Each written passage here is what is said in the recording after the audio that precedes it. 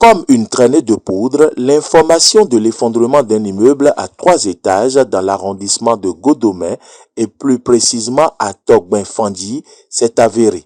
3 ouvriers ont eu la vie sauve malgré la gravité de la situation. Interrogée, la présidente de l'Ordre national des architectes et urbanistes du Bénin explique ici les raisons plausibles. Vous savez que la stabilité d'un immeuble dépend de ses fondations et de ses structures porteuses. Et du coup, quand il y a une mauvaise conception de ces fondations, l'immeuble peut s'effondrer pendant le chantier. Au cours du chantier, quand on fait usage de matériaux de mauvaise qualité, ça peut conduire à l'effondrement de l'immeuble. Et bien sûr, un immeuble peut s'effondrer par la négligence aussi des ouvriers et des intervenants au chantier. Négligence parce qu'un immeuble qui s'effondre ne vient pas brusquement, il y a forcément des signes annonciateurs qui des fissures.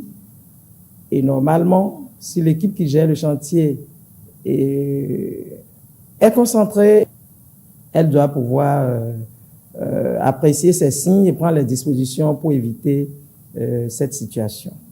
Certains observateurs notent un empressement des responsables en charge du dit chantier à dégager les gravats, mais également ils signalent l'absence de panneaux de chantier capables de renseigner sur la destination de l'immeuble, le maître d'ouvrage, le permis de construire, etc.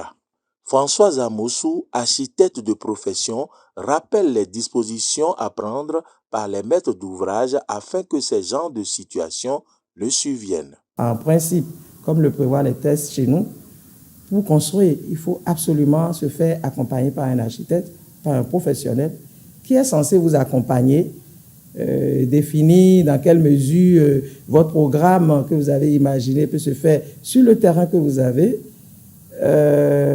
En tout cas, faire toutes les études nécessaires pour réaliser votre immeuble. Ces études passent naturellement, après la conception, par les études de sol.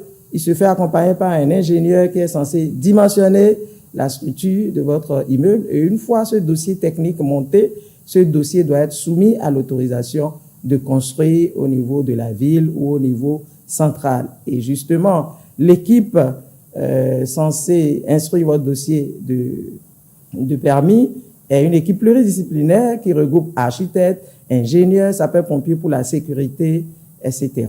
Françoise Amoussou, présidente de l'Ordre des architectes et urbanistes du Bénin, lance un appel à nos concitoyens. C'est important qu'à chaque fois qu'on veut ériger un bâtiment, quelle que soit sa destination, dès l'instant que ça doit recevoir du public ou non, il faut forcément avoir recours à l'architecte qui seul vous aide à sécuriser déjà l'investissement que vous faites, qui vous aide à sécuriser les tiers.